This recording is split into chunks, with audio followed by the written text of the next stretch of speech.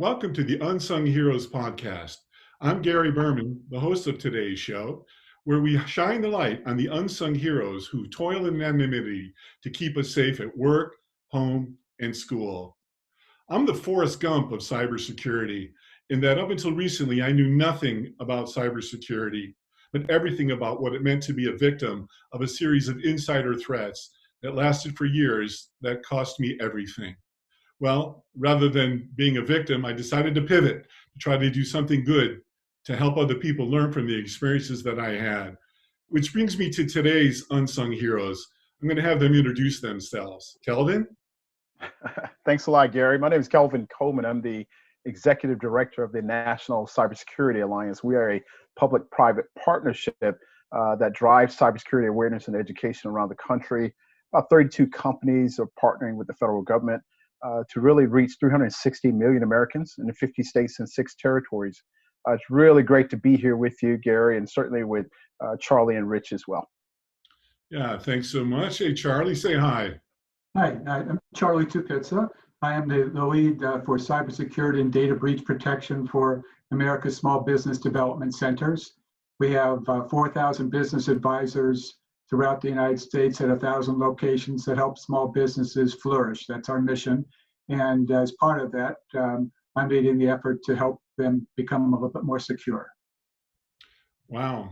And speaking of secure, Rich. All right. Well, my name is Richard Gary. I'm the executive director of irock2.org. Basically, we're a 501c3 nonprofit established 11 years ago to bring information into schools and homes to help individuals really understand how to use technology responsibly through their responsible use, not only opening windows of opportunity, but also at the same time, through that responsible use, helping them bring their risks, including cybersecurity risks, down. So I just want to thank you so much for the time today. And it's honestly an honor to be here with Kelvin and Charlie. And I'm looking forward to this. And Rich, why don't you share a little bit about your origin story and a little bit about how we met? Sure. So in 2009, I was actually in corporate America.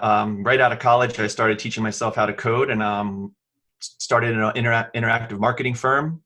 Worked my way up and wound up actually having my own firm. In 2009, a school asked me to come in and talk about sexting. I had no idea what that word meant. And when I left the school, and I did go in to talk to the school, but really just about technology in general, because I figured if you're going to talk about one word, how does that prevent anybody from being the victim of another word I'd never heard of? But I said, I will come in and talk about how you can be safe and responsible with technology as a whole, because I've been working in it my whole life. And so when I left the school, I saw really how little information people had on how technology really worked. And they were buying into a lot of false marketing. And so as I did research, I found there was a lot of information, but it was all reactionary. I mean, it was, in my mind, it's like you're passing out the matches and then you're waiting for the house to burn down. And then you're going to slap a label, i.e. sexting or something on that trend, and then you're going to come in and talk about it. And I'm like, well, why are we waiting for everybody to get hurt, slap a label on it, and then do something about it? Why are we not doing something more preventative? And so it was about a week of just deliberation in my own mind, thinking, is this really a world that, do I see good things happening? And just my foresight was things were not going to continue to go well if we had more and more people using tools that they didn't know how to use. I mean, passing out more and more matches and not teaching fire safety is a problem. And so I left the corporate world. I shut down my agency and resigned my clients and started this nonprofit. And so basically since 2009, I go into schools on average about 200 per year. And I try and give information to individuals on how they can use technology to, again, open windows, not close them. I don't focus on specific trends. We do is we try and develop what we call a mindfulness or a consciousness on how you can take that tool like fire. I mean, I don't want to go on here, but if you take a candle, a book of matches, and a lighter and you light them, the tool becomes irrelevant. The fire is matters. And you have a mindset of playing with fire can burn to understand that you put a marshmallow over it, it's going to be awesome. Put your hand in it, it's going to hurt. And so we try and develop that same mindset looking at technology as a tool. And if you can use it, establish a mindset on how you can use it responsibly and make it work for you, you can do amazing things. So I had the privilege of speaking in your wife's school, and I guess she had come home and talked to you a little bit about it. And then all of a sudden, you and I had an amazing conversation, which is kind of where what brought us here today. And I'm very grateful for that conversation. And there you go. Well, Rich, I have to tell you, you changed my life as you have changed, thousands and thousands of people. And And thank you, for what you do. And one of the recurring themes that I've experienced over these last several years of listening and learning to some of the smartest people in the cybersecurity ecosystem is they're all humble. They really do toil in anonymity, and you're just a wonderful example of that. And speaking of a wonderful example of that, let's talk to Calvin. Calvin, what's your origin story? Yeah, not as interesting as Rich, that's for sure. So starting his own company and all that. I actually was asked to come to Washington, D.C. on a congressional fellowship, and then was promptly sent to Chicago, Hyde Park, University of Chicago, where I spent some time studying national security and food insecurity, actually, and how the two related. Was called back to D.C., was at the Department of Justice, the Witness Protection Program, not in it, but worked for it for a while, and was actually overseas in Australia and Fiji, and decided to come back to the States and started at the Department of Homeland Security, where I worked for a wonderful woman, Keisha Gabrias, and then was transferred to another wonderful supervisor, Jenny Minna, who said to me, we need to find out what we're doing with cybersecurity at the state and local level. Now, mind you, this is probably 12, 13 years ago, when that was still pretty unique for people to cybersecurity. What exactly you're talking about? And that's exactly what I said to her actually at the time, because I was lead of what's called the NSTAC, the National Security Telecommunication Advisory Committee at the time. And that was the closest thing to a cyber director that we had. And after looking at it for, a couple of months, just found this wonderful world and these wonderful people doing things around the country to mitigate the challenges as it relates to cybersecurity.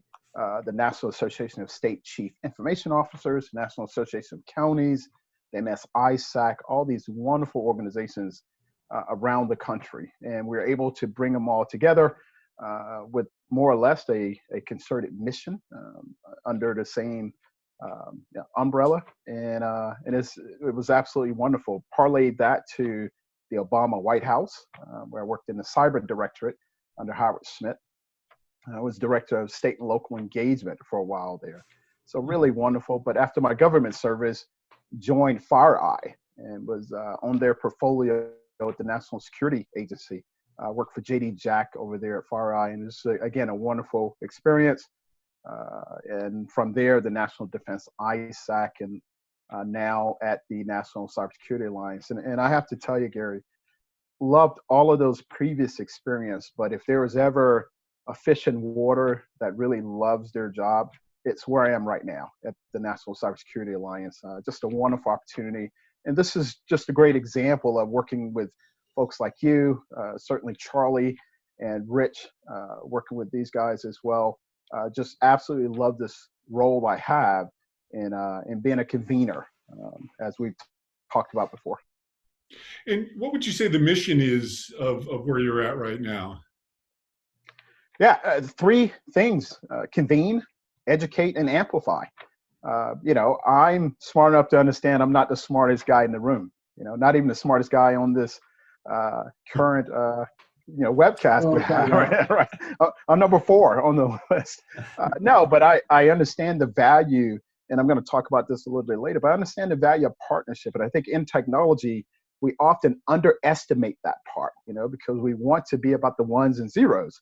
And I've always thought if mitigating the challenges of cybersecurity was just about the ones and zeros, we could have solved this a long time ago.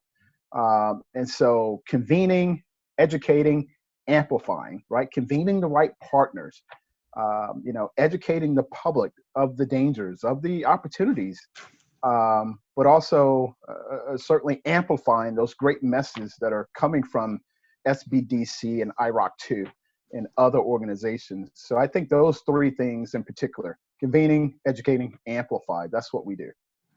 Well, they all add up to me for a superhero comic, and I'm going to just call you the force multiplier going forward. There you go. I've been called worse, so thank you. I mean, speaking of force multipliers, Charlie, tell us about what you're doing and your origin story. Okay, sure. I'm an old guy, so back when I was in college, cybersecurity meant that the data center had the door shut. It wasn't necessarily locked, but it was shut. And so from there, I've been in a number of, I started a couple businesses where I was involved with coding things for the Defense Department. I worked at Livermore Labs for a while and worked on Defense Department ideas out in the Silicon Valley area. From there, I went into the GIS world, where I was the first person to write a white paper of attaching data elements to CAD elements in AutoCAD. So that was a really fascinating time back then. Moved into more of the maintenance, repair, and operation world when I moved back here to the DC area, where we put the system in to track the maintenance of the space shuttle and a lot of really major assets that were enterprise kind of assets for the federal government. And from there, we started understanding that when we knew what we're trying to protect from the building and facility level, and we started looking at it from a cyber perspective. And that kind of got me very interested on the cyber side, having a background in programming, and then having that enterprise reach and understanding of how things happen across the government. I contacted the Small Business Administration and asked them who was responsible for cyber, and they introduced me to America's Small Business Development Centers as their arms and feet on the street. So America's Small Business Development Centers have 4,000 business advisors at 1,000 locations, and our mission is to help small businesses flourish. So now, as we're looking at from the cyber perspective, making sure that these small businesses are considering the cyber as they're looking at their standard business risk in their standard business risk roles, and looking at organizations like Kelvin and Rich here to do that collaboration. But one of the things that happened while I began to be engaged with the ASBDC was that the cybersecurity model certification program came out from the Defense Department, and it was just perfect timing. So we're utilizing that, and we're pushing that out beyond the Defense Department, and we think it's good value for any small business. And so when Kelvin was talking about collaborating and reaching out in these kinds of meetings, what we're looking at is the CMMC as a standard way of what to do about cyber. It doesn't really talk about how to do it. So our role is to make sure when we're talking to businesses, to help them understand what to do, the basic concepts of awareness and what to do. That cyber framework, the CMMC framework, allows us to have that kind of a conversation and establish a common lexicon that we can talk about through the small businesses, and align those conversations with service providers, organizations like Kelvin's and Rick's, so that when we're talking to each other, that we're not talking past each other. We're talking about the common what. Now, our organization doesn't really go into how to set up a router or those kinds of things. So we naturally align with these vendors that have products and services, and we're encouraging them to articulate their business value against the CMMC. So when the small businesses understand where they fit in the CMMC, then they have then it's much more of an informed conversation with the vendors and people within their organization, other vendors, which really helps with the collaboration. So when we're able to better share good practices, lessons learned, and measure success, we're looking forward to this rolling out. So we're going to be able to do those things and work with like the different organizations here, Kelvin's and Rich's. One of the things that we recognized last week when you introduced me to the IROC team here is that there's a lot of small businesses right now running their business out of their office, and a lot of their employees are working out of their homes where they're not used to, and they have family at home now that is usually at school. So we're making sure that we're making our small businesses aware of the content that IROC has, so that the children can be better informed. The parents can be better informed as well about the threats that might happen accidentally from the kids being at home there. So it's really exciting times. We're looking forward to really rolling things out.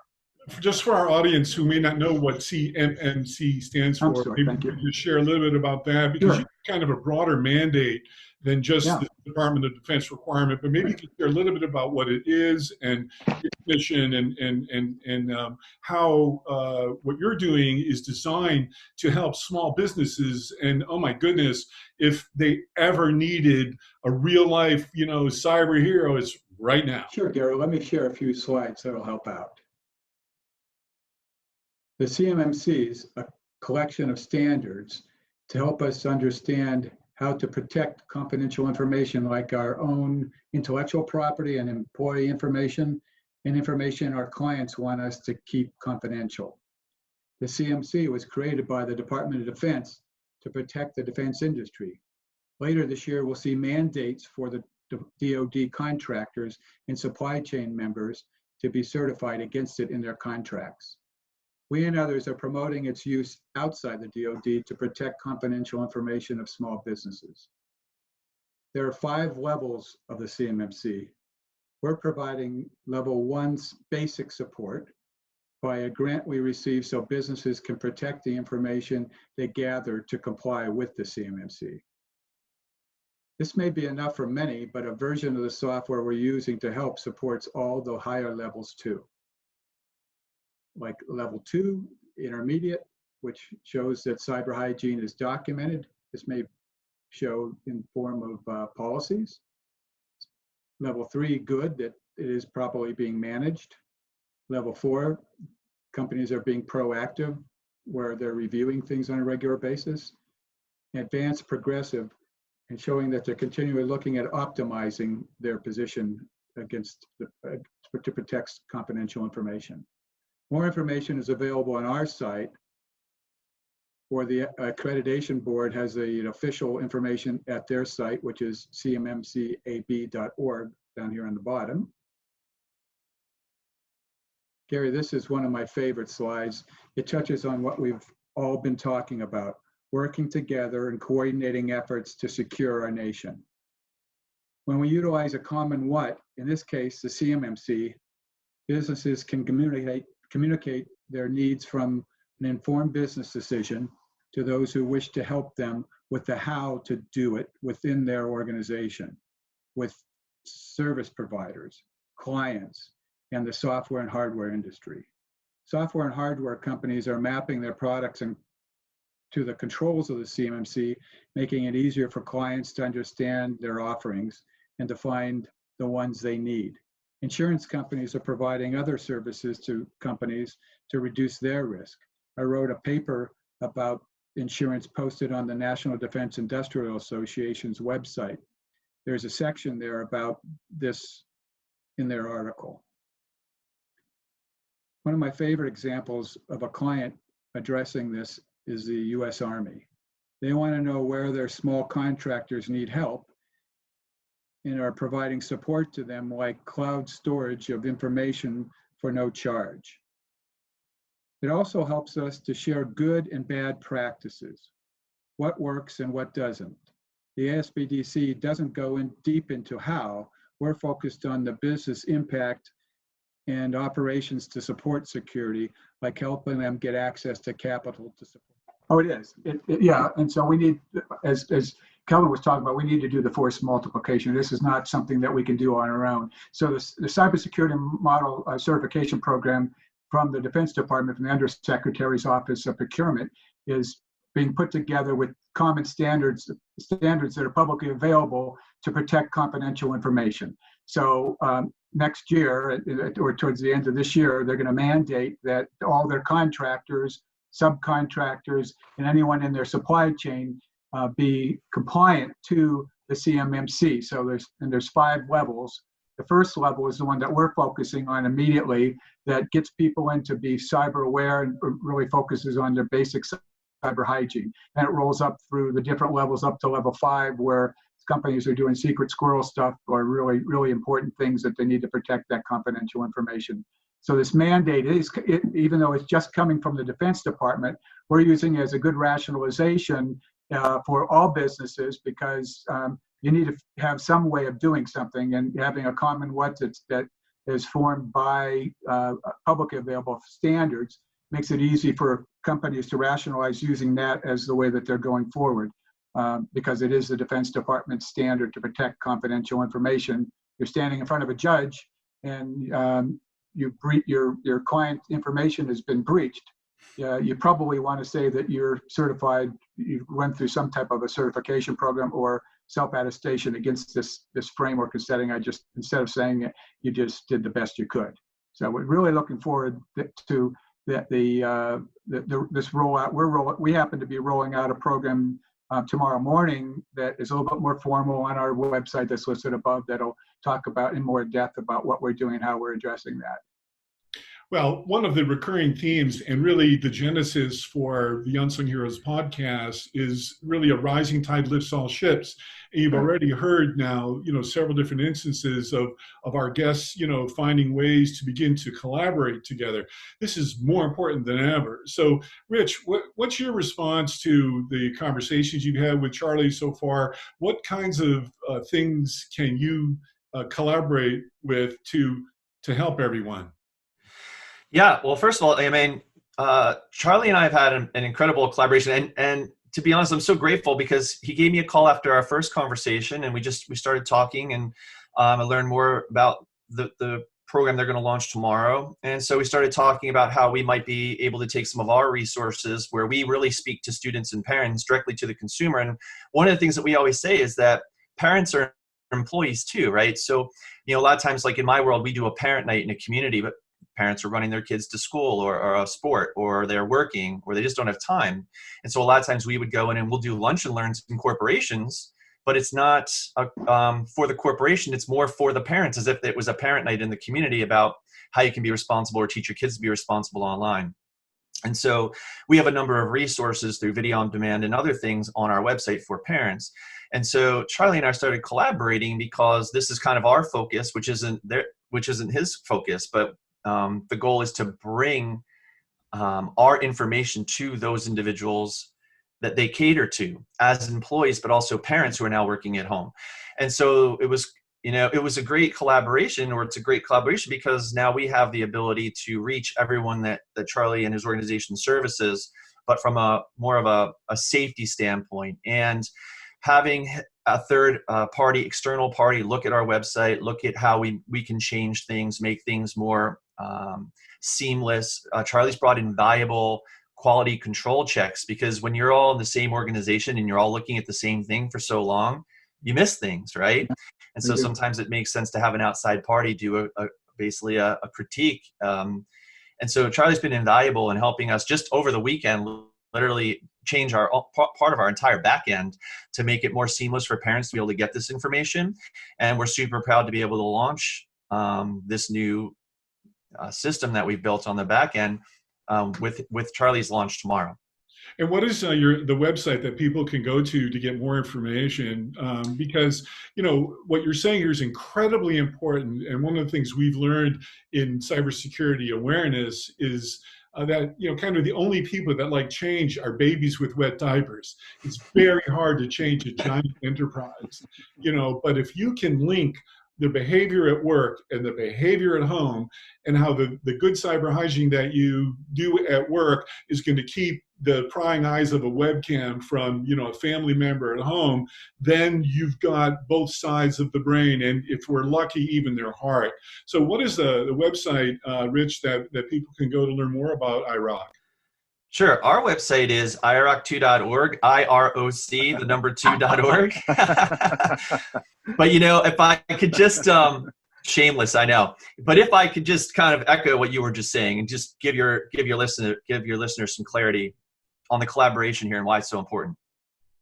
We do not speak directly to, this is something also that Kelvin would be doing. Like, we are not focused in on hardcore security. In other words, how you can secure a router, or how you can, what kind of anti-spyware and how you install it. We come from a social responsibility standpoint, all right?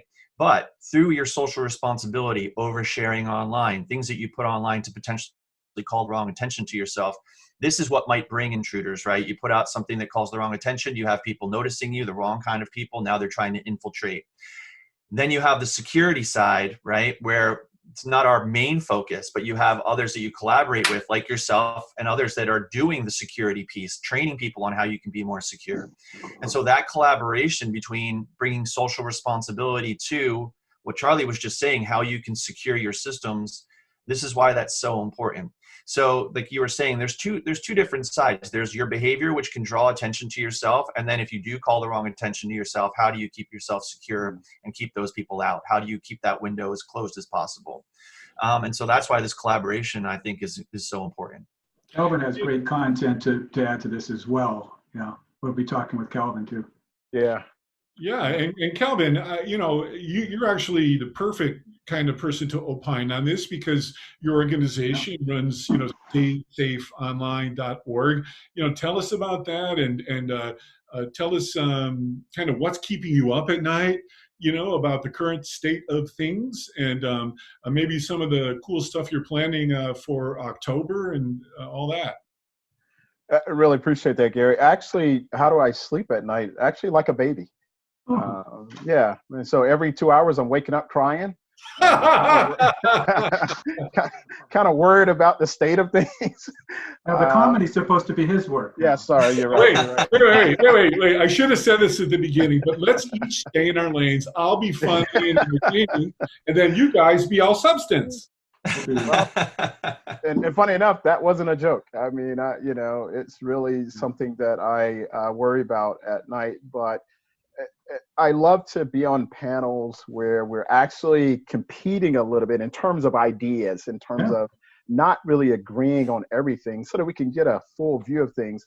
On this panel, there will be no such thing because I think both Charlie, Rich, and I come from a background where, you know, partnerships, force multipliers, convening, that's the name of the game. I mean, in you know, Charlie's organization's, you know, name, there's partnership with SBA. You know, Rich has public and permanent, right?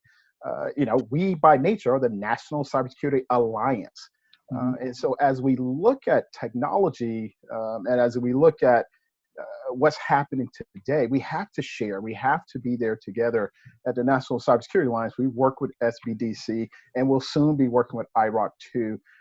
Because we feel like there are enough resources out there. First of all, there could be a resource question about, or, you know, Kelvin, these are competitors, right?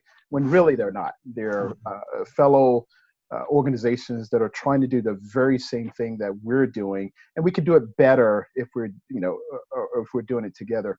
And at StaySafeOnline.org, our website, and we are the National Cybersecurity Alliance. We have a number of resources that, you know, from the federal government, from private sector, and all these are at no cost, right? That's the wonderful thing about my role, in that I get to go to people and say to them, hey, I got a no cost, a very low cost solution for you to mitigate the things that are challenging you right now. And so this is absolutely wonderful for me. And Charlie and I talked about this last week on our call, and you know, he said it, and I said, okay, I feel good that I've been saying it for the last 10 years. So I will attribute to Charlie that, you know, technology, right? It breaks down for me in 3 categories, and I've said this for years: processes, products, and people, right? We do a wonderful job of creating products in this country, and the companies that are on our board, they're absolutely brilliant, right? Top 10 Fortune 500 companies and folks who are doing some really wonderful stuff. Processes, the United States, God, we are tops at that. We know how to put together great processes for people to go by. That last piece is the piece that I think we underestimate, undervalue even in terms of the people part of it. We know that 83+% of breaches come through some human error, right? Some human behavior. Yet only 13 to 15% of training budgets for any company goes towards the human being in this area. You know, we want to see that in the other direction, so that people are really getting the training and awareness that they need. And only through partnerships with Charlie, only through partnerships with Rich, we will be able to do that. So that's what we're about at the National Cybersecurity Alliance. You know, just to build upon that, when I was first doing due diligence just to try to listen and learn, you know, about the cybersecurity ecosystem, I looked at the top 500 cybersecurity companies by revenue, and only 3% or 16 companies actually offered any type of training and education at the time. So at that time, anyways, 97% of the billions of dollars that go into cybersecurity, understandably, go into technology. And I was reading recently that in a big enterprise, a company can have between 75 and 100 different solutions in what they call, their stack. So I think that you need to maybe rebalance things, and especially now because people are so vulnerable working from home. Yeah. Well, Rich, I'd like to pose it to you. I'm sorry, Charlie, I'd like to pose it to you because you're working with perhaps the most vulnerable population of small businesses, right? Yeah. And then not sometimes understanding the urgency, but even if they understand the urgency, the resources not there. So Charlie, I'd like to bounce it to you. I mean, what are you seeing out there with the small business community these days? Well, I think that there's a lot of people that just don't want to recognize the real risk. And when I speak publicly, I always start my conversation that if you don't think we're at war right now, that you should go out in the lobby, have a cup of coffee and a good donut, enjoy yourself, because we have to be serious. We really do have to be serious about this. We also have to be serious that I have a background in knowledge management. So I worked in the knowledge management field for 3 years, where we're pushing content to war fighters and in industry just-in-time kind of content. We have a generation now that really doesn't have the time probably to listen to this whole hour video, right? That they're looking for little things. So one of the things that we've done is with this new rollout that's coming out tomorrow, we've really pulled back a lot of the content just to some basic stuff that small businesses can do, like especially right now, have their employees read these things that were generated by the SBA, the FTC, NIST, and the Department of Homeland Security in cooperation with each other. Again, there's that cooperation, right? And I know Daniel from your organization had a lot to do with helping that being coordinated. So cheers to you guys. And they created a couple of videos. The videos are only 1 minute and 20 seconds long. They're really focused. So employees, we're looking for really pointed content that someone can just send a little video every once in a while to their employee and remind them what is phishing, what is malware, what are these different things that you should be looking at, and just keep in front of them all the time with little snippets, so they're not going to fall asleep or feel like they're doing it because they have to. It is something that we're just going to have to be pushing at employees on a regular basis, and the ownership of companies, and have them take this very serious, so that they can use this as a business value. So we approach everything from a business value perspective, right? So we're helping with companies with their business plan, helping them with access to capital. We're helping them set up their bookkeeping. So you think about bookkeeping, our help is really around generally accepted accounting principles. So when I look at the cyber work at this time, we look at it as generally accepted accounting, cyber principles. So the CMMC kind of represents that to us, that doesn't tell people how to do things, but what to do, so they can take a look at that. But from the small business perspective, we really need to find many ways to get the information in many different ways to these organizations, like through your content, through Rich's content. We just have to find all different ways. But really importantly, we have to figure out ways so we can measure what is successful while we're doing those things. So again, back to the CMMC, as we push out common content against that and against the cybersecurity framework, we should be able to start measuring some of the activity and what did it cause organizations to do. If we had a heterogeneous approach to all these things, it would be difficult to understand the effectiveness and monitor and share good practices. So keep figuring out ways to make it simple for the businesses to get the most impact out of the little resources that they have. They don't have resources, right? So we need to figure out the best way for them to get as much out of the resources that they have available to them, which goes from everywhere from nothing to companies that have small businesses that have multi-million-dollar contracts that do have resources. Well, to that end, and one of the joys of working at home, I'm being called away by my better half, so the three of you can just chat for a couple of minutes. I do have to go, so go ahead. Sure. Well, actually, Gary was saying, and I would actually ask you guys this if you see this. So looking at it from when he was talking about the ratio of companies that are actually doing prevention, one of the things that we find a lot, so I spend my time on the road.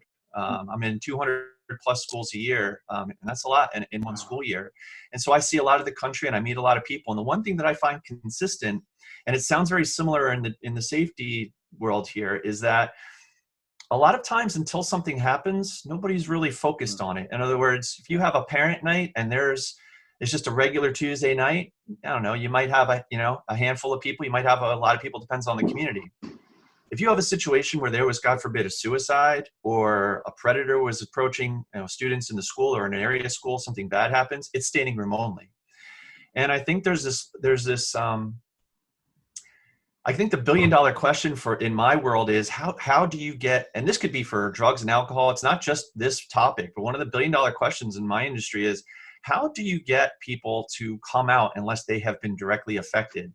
And I'm curious to know from both of you, if you see that from the security standpoint, where are people taking it seriously, or do they wait until they hear about a fellow company or a major hack or a major breach to then start reaching out and say, hey, Charlie, we need you to push out those videos, or hey, Kelvin, we really need some resources on protection. Are you seeing it's more reactionary, or do you see more prevention? Let me just say something really quick. Sure. So I think that there's of any given topic, people go out and do something, and there's been so many people talking about the world's going to end and all these kinds of things without giving actionable things. So we really need, it goes back to what I was talking about before. We can't take a lot of people's time up. And we have to give them actionable things to do, simple actionable things, something they can walk out of. So if I was in a meeting with Kelvin and I was talking about some things, and Kelvin walked out with 3 or 4 of the people from the SBDC that he could actually go out and help them specifically with some actionable things, that's kind of like our dream, like that people, they have to get value out of things. People don't have time these days for anything extra just to be hanging out. So it has to be actionable. Yeah, no, I totally agree. It's just one of the things that we always talk about is, so every school says, oh, we're having so many issues in cyber, right? We had this happen, we had that happen. Come in and train our students and use your resources. That's what we do. But early on, it was kind of like they waited for something bad to happen. Now more and more people are realizing, okay, we got to get ahead of this, which is great. But from the parent standpoint, and that's why I'm just curious about security and companies, like Gary was saying earlier about that weird shift in the top, 13 companies, only a certain percent of their budget was being spent on it. It's like, how do you get them in to get those actionable items? And that's something that we're kind of always focused on is, this is what we hear all the time. The PTO, the PTA, this is what they really want. This is what the community really wants. And it's not just us. Other schools I'll speak to. Yeah, we only had like 15 people there. We only had like 20 people there. And again, and I hear that all the time. So I'm just like, how do you get people in to get that actionable information? And I'm just curious if you're seeing that from businesses or folks that you work with from a security standpoint, and is maybe that one of the reasons that we're seeing this spike in all these hacks? I've seen Calvin seeing that, right, Calvin? Yeah, absolutely. Rich, you bring up a really great point. And prior to the pandemic, it was hard enough to get people to be proactive. Right. Now that we're, in the middle of this thing, in my opinion, it's only exacerbated the insecurity of the way people are doing things. I'll give you a perfect real life example. My 12-year-old who is in the 5th grade, 11-year-old, sorry, is in the 5th grade. And, she was doing Zoom classes and online and got a note from the head of school saying, hey, we're going to have to suspend those because of some security concerns, right? Yeah. And we've all, Charlie has heard of them. Rich, you've heard of the horror stories, the absolute just crazy horror stories of people, Zoom chats and online chats being hijacked and inappropriate things happening. And we tend to, at the National Cybersecurity Alliance, our companies come in knowing that we are a organization that talks about cybersecurity awareness and training. So our companies tend to be those ones in that 13% that are doing it. And in fact, we have a number of companies that specialize in training and awareness, and so they're doing it. But to your point, most of the time people are reacting, and that's why for the next year or two, the National Cybersecurity Alliance is going to focus on the human element, right? That human element of what we do. And in fact, I want to make sure that, that the three of us stay in contact. I want to invite Yes. you to our NASDAQ program in October. Every year we have a wonderful partnership with NASDAQ. I've been there. Yeah. Yeah, that's right, Charlie. That's I met exactly. you there, actually. I was about to say, now that you say that, yeah, that's right. That's where we first met. Wonderful program with NASDAQ and this year we are going to be talking about the human element. And by the way, I'm no longer going to be not necessarily shamed by the technologists, but at least some of the technologists would say, oh God, not that, that's somewhere else. You know, if you want to do that human element thing, well, you know what? That's a big piece of it. And we have to address that. And so at the National Cybersecurity Alliance, we are going to. Oh God. Dun, dun, dun. Exactly. Who are you, good sir? You can't even finish after that. I'm not Go ahead, sure. Gary. I'm not sure what you're all talking about, but unfortunately, Gary was called away by his better half. I'm representing the unsung heroes. My superpower actually comes from all these conferences that I'm sure all of you have been to, but I've had the privilege of listening and learning to some of the smartest people in the world about cybersecurity and everything like that, and it was kind of crazy. They put me in this comic called the Cyberhero Adventures, Defenders of the Digital Universe, which I'm told now they're donating. So I guess you can go to cyberherocomics.com and pick up your copy. And they tell me it's pretty good, but I'm not really sure. And so what I'm interested in is who's your favorite superhero? Your name was Kelvin, was it? It is Kelvin. Thank you. Your favorite superhero, Kelvin, and why? Well, obviously you. Right. For for your amassing of all this knowledge and contacts. I think obviously as a convener, as a force multiplier, I'm very impressed by that, because I think that is a key to helping us really help people and support people around the country and the world. So you're my favorite superhero. Oh, thank you. So, Charlie, who at your organization, you know, it can be an individual person, it can be a small group, it can be a large group. Who would you say are real life unsung heroes that you'd like to shine the light on and say thank you to? Well, I think right now the existing situation is the people that are helping protect our health right now above all things, right? The people that are putting their life in their hands out there from the hospitals and the police and those kinds of things. My heart goes out to them. But from the cyber perspective, there's just so many people, I think, like Calvin and Rich here. They're heroes to me. Like, they're out there doing things, and they're making our lives a lot easier to actually help small businesses by reaching out and, like you said, the force multipliers. And I was really impressed when we met or got together at the RSA conference, which I guess is probably the last large conference in the United States. I wasn't there. I'm not sure. Oh, I thought you were there. I saw you. Must have been that guy Gary. Exactly, it was Gary. No, I don't really like going to conferences. It's sort of like, you know, PowerPoint puts me to sleep. Yeah, I hear that's why I stayed around the cappuccino machine. But yeah, there's a lot. There's a lot of companies out there fighting. I think the small businesses. One of the things that we're doing by the approach that we're taking by coming up with using the standard is that this is going to give a lot of these small businesses, these unsung heroes that have a lot of great technology out there, but have a real difficult time getting it to the market.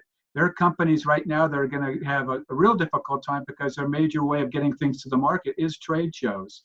And so by having the standard and asking them to align to the standard, when we find companies that need help with encryption or multi-factor authentication, we will point to small businesses that are helping to do those things.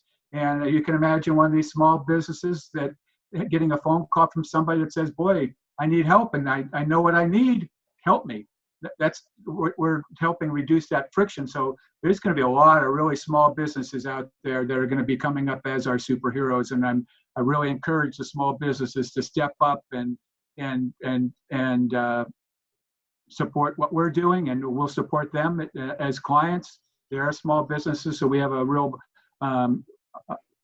a responsibility to help these small businesses move forward and flourish themselves. That's terrific. And Rich, you know, in the Yes. last year or two, there were so many superhero movies that come out. From a children's perspective, who do you think is, which is the most popular movie and why? Oh, it has to be Iron Man, because if anybody who saw Endgame and he snapped his fingers, that was the pivotal moment, I guess. So for me, that's what I hear. Iron Man and Spider-Man are what I hear out there. They're pretty tops. Well, If you're talking about children's movies, Besides you. Yeah. besides you, I haven't seen you in a movie yet. If you're asking me about comics, I would say you for sure. I assure you, you are not going to see me in a movie. I don't know, man. We might have to put you in a movie. Exactly. I would be very happy to write and direct that movie. Well, Tell Gary to call me. thank you. Well, look, on behalf of a grateful digital universe, thank each and every one of you for who you are. Thank you so much. Cheers, guys. Thank you so much. Hey, thanks a lot.